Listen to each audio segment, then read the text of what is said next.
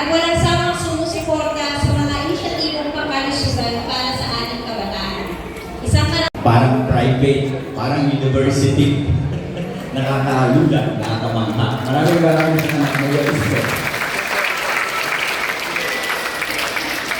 Una po sa lahat, ito isa natin pinapasalamatan again ang buting alkalde ng Magandang umaga, mga kabataan.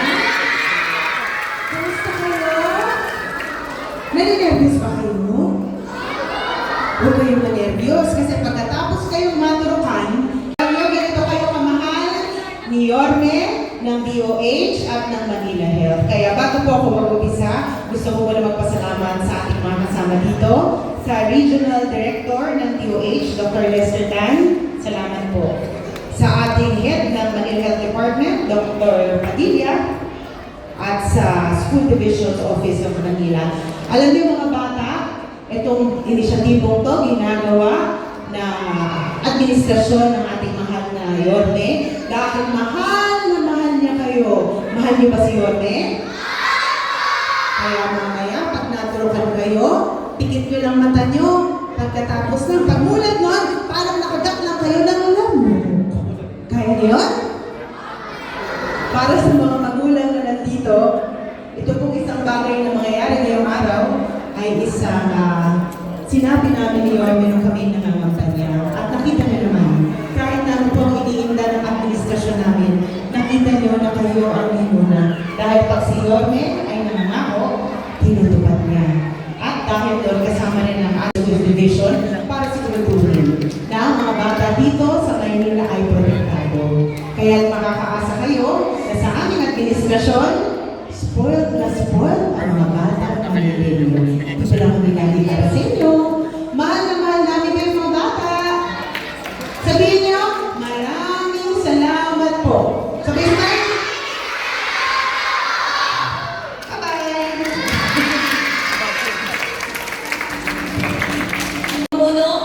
Higit na pinagtitibay ang serbisyong pangkalusugan at edukasyon sa lungsod. Mga magulang at kabataan, sabay-sabay po namin pakinggan ang mensahe mula kay Mayor Francisco Escobar Moreno Dumaguez.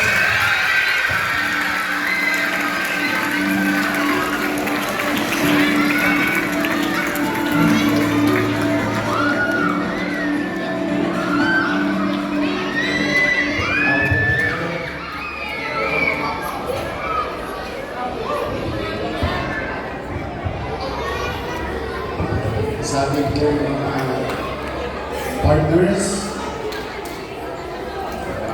from the national government, Department of Education, ang ating Superintendent, Superintendent Nerissa, pagpakan natin, ang ating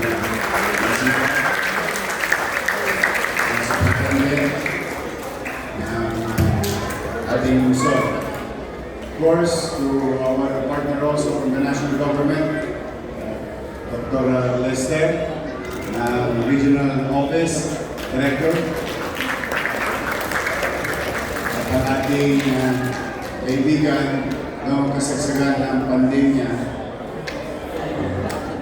Dr. Paz, Assistant Secretary, siya kasama ko noong pandemya at ang Regional Office ng DOH.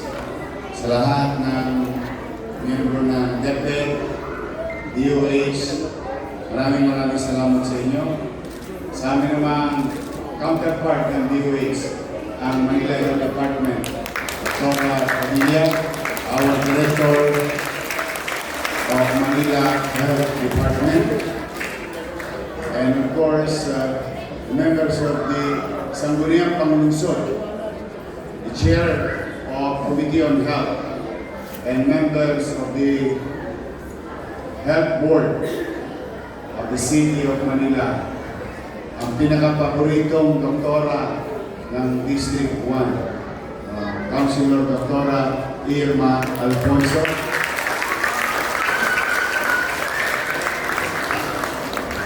at katulad ng mga estudyanteng babae dito, kasi maganda ninyo ang ating Vice Mayor, Chief Atienza.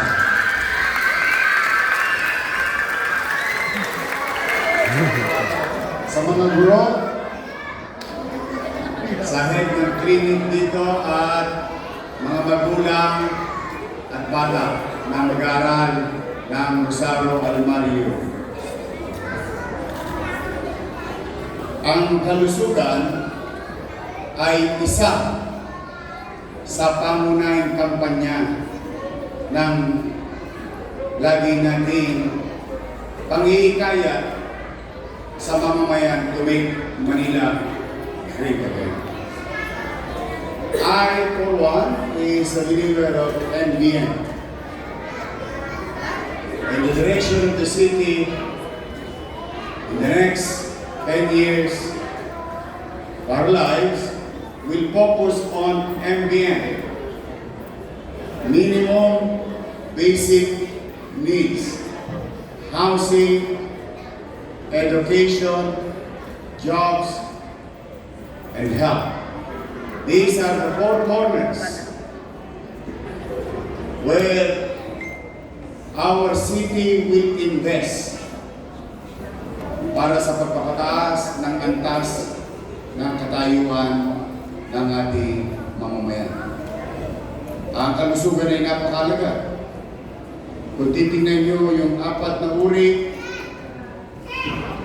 o 4 na focus ng inyong pamalang lungsod, ay tingin ko naman pag yun napatupad, nabigyan ng sapat na atensyon, ay tingin ko naman po ang kalidad ng pamumuhay sa Maynila ay tataas. Ang pamilya ay may bahay, may masisilungan. Ang anak papasok na maayos ang paaralan. Ang tatay ay papasok sa kanyang trabaho. Pag silang pamilya ay nagkasakit, may maayos na ospital. So these are the things that I believe kapag ito'y binigyan ng tuon o ng pansin ng pamahalaan at doon namuhunan ang pamahalaan tulad ng inyong paaralan. Who would thought, even Director Lester kanina, sabi niya, kala na private school. Itong Rosario Almario Elementary School. Apat po yan. We're about to finish. And I am dead set to finish the 4th school, which is the Magsaysay High School. And if we have time, we come visit also Manila Science High School, Albert Elementary School, and soon, hopefully, Rospinger, in 1 year, tapos namin ng Magsaysay. So sa mga magulang na namimito, masaya ako para sa inyo. Masaya ako na ngayong araw na ito, papoproteksyonan ang inyong minamahal na mga anak. Noong araw, anong tawag doon, Dr. Padilla, BCG ba yun? Tinuturuan ka sa health center, tapos pag nagkamot, nagmamarking, naalala kayo. O ngayon mga bata, tatanungin ko kayo, taas ang kamay ng takot sa injection.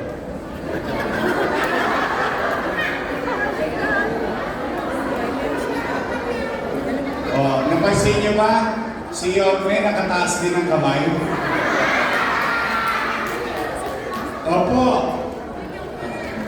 Maring nakakatawa, pero totoo. 3 bagay lang po ang takot na takot ako. Ha? Una, height. I'm afraid of height. Kaya never ako naging komportable kapag nasa aeroplano.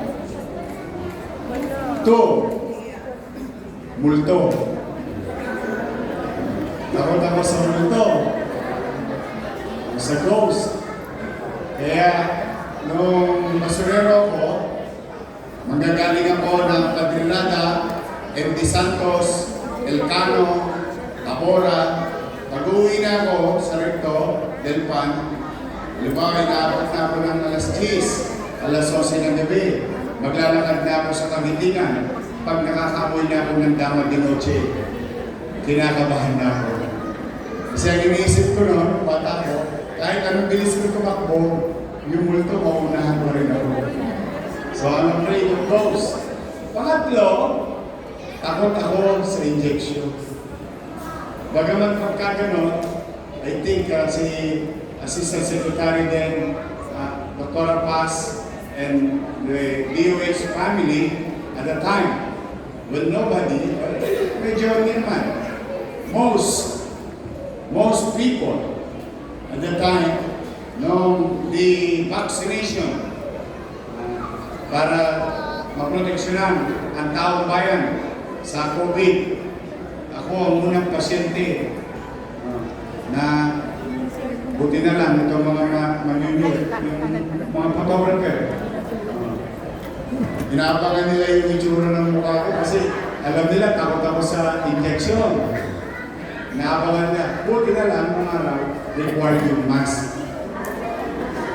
Kaya habang ini-injectionan ako, hindi nakikita ng mga photographer, yung mukha ko, yung bibig ko, gano'n talaga ako.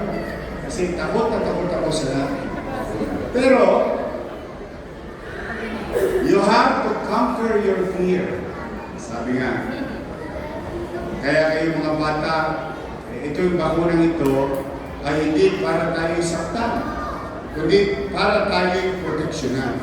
Kaya pag may bakunahan, lagi tayong sasali. Dahil ang intensyon ng inyong pamalaan ay maproteksyonan, maging malusog ang mga anak o mga bata sa lungsod ng Maynila. Today is the start of the long journey to address almost 53,000 students in the city of Manila, from elementary to high school. That is the goal. And as far as your Manila Health Department is concerned, manpat sa mga nanay, tatay, mga lolo't lola po na naririto, in the past, under our watch, Manila Health Department always, most of the time, more than the target, achieve the target. Kaya palampakan natin ang ating mga membro ng Manila Health Department. Name all types of vaccination when DOH would ask the city of Manila to help the national goal in vaccination program. Laging napagtatagumpayan ng Manila Health Department. Kaya ito ay ang araw na ito ay simpulo lamang ng mahabang paglalakbay tungo sa pagprotekta o pagbibigay ng proteksyon sa ating mga anak. Malusog na bata, masiglang bata, mas sisigla sa pag-aaral. Mga bata, gusto niyo bang aircon lagi ang classroom niyo? Malamig ba? Gusto niyo ba ng jacket? Hayaan ninyo. Pag nakaluwag-luwag ang inyong pamahalang lungsod, tingin ko naman, if we are physically challenged today, don't worry, sanay ako ng wala. I survived with nothing. And with whatever we have right now, sisilupin ko na. Natustusan yung mga proyektong mahalaga. At bago tayo pupunta sa mga luho. At yung luho, maaaring luho sa paningin ng iba, pero at least, someday, somehow, talaga bang gusto nyo magka-jacket? Nandito ang ating konsihal na si Dr. Irma Alfonso, si Vice Mayor Chi Atiesa, at ang inyong chairman ng Committee on Education na si Joaquin Lumagoso. Wala siya ngayon. Health to health. Ay ay aking kakausapin pagka tayo'y nakasinop ng kaunti, someday, somehow, hindi lang uniforme, pati jacket, magkakaroon ng mag-aaral.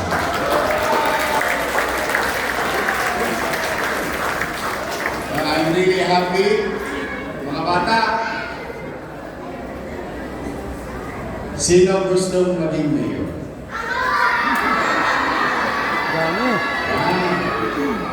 Sino maging gustong doktor? Sino gustong maging teacher? Abogado? Engineer? Seaman? Lahat ng binanggit ko na yon na pangarap ninyo na mag-aaral ng almaryo, may mga batang nauna sa inyo. At yung mga batang yung kasama ko ay nangarap din maging doktor, maging lawyer, maging engineer, maging seaman. Lahat yun natupad. Ibig sabihin, mga bata, kayong mga naririto, lalo na sa mga magulang, don't give up. Sa mga batang nandito, maaari ninyo makamit ang inyong pangarap. Hindi na siya imposible. Marami ng lawyer, doktor, teacher, engineer at seaman na na-produce ang Rosario Almario Elementary School. In fact, nakapag-produce na sila ng isang mayor ng Manila.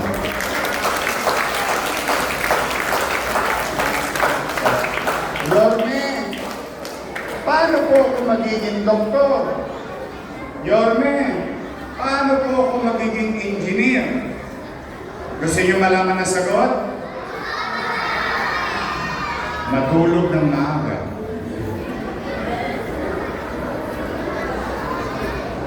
Gawin ang asignatura o gawin nyo ang inyong mga assignment. Gumising ng maaga, mag-ayos ng sarili, huwag makulit kay nanay at lola, tapos pumasok sa eskwela, makinig sa guro. Makinig ng mabuti. At pag ang guro nagtatanong, magtaas ka agad ng kamay. 2 plus 2. 4 plus 4. 326 plus 326.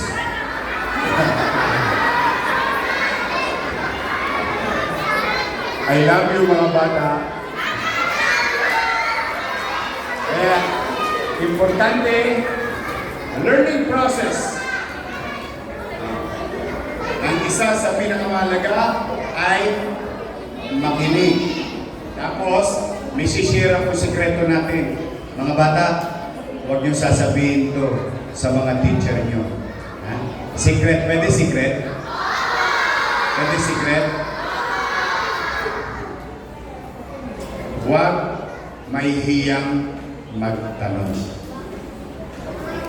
If you don't know, kung hindi mo alam, if it is not clear, kung medyo nalilito ka, pwede ka magtaas ng kamay.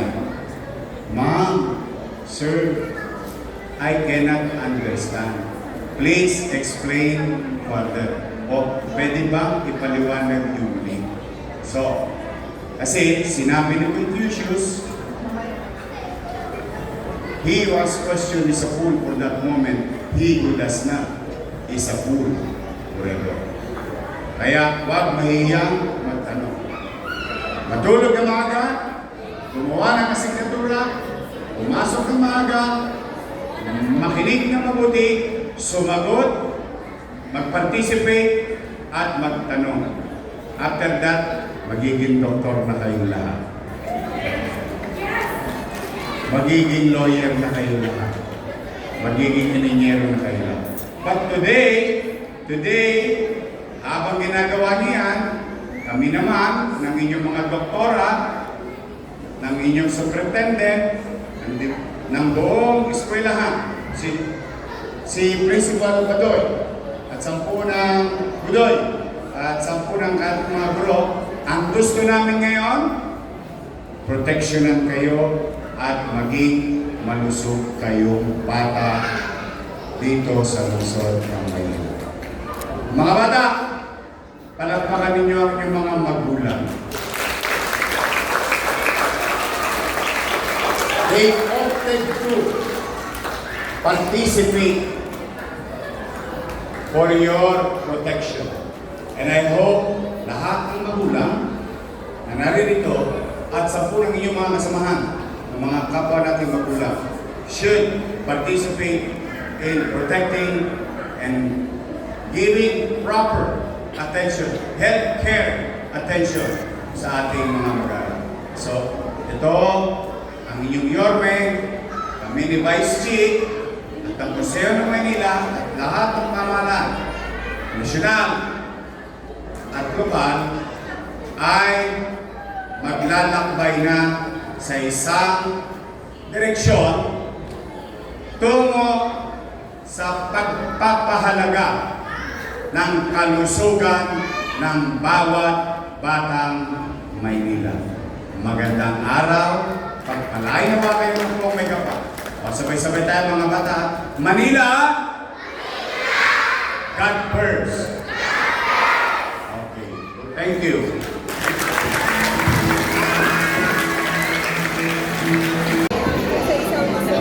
Ang mga ibabakulang po sa ating mga mag-aaral para sa grade 1 at grade 7 students ay ang measles, rubella, tetanus, and diphtheria. Sa grade 4 naman po ay ang HPV vaccine.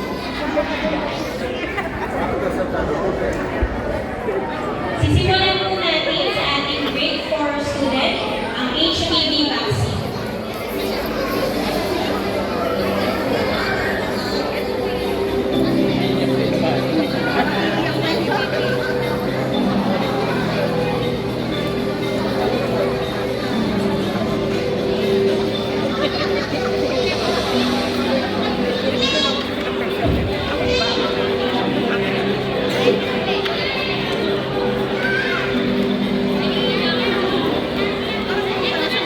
Biyak na nga eh. Ayan, biyak na. Biyak na, biyak na. Napakal na rin ako eh.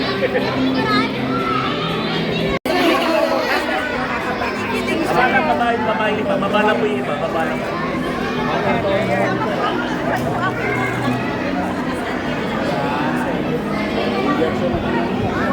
Sige, sa kanila.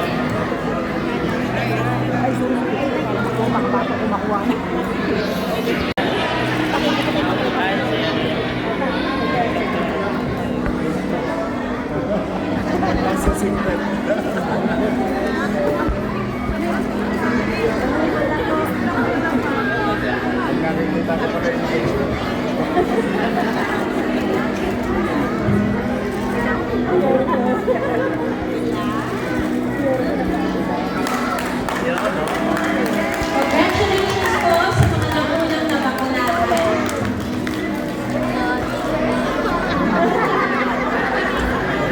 Inaanyayahan po ang ating mga bisita.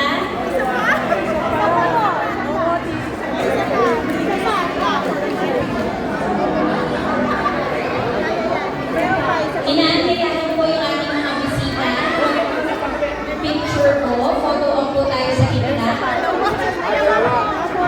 Sa stage na lang po yung ating mga bisita. Kasama po yung mga nabakunahang bata. Hindi ko na po ako na yung baba.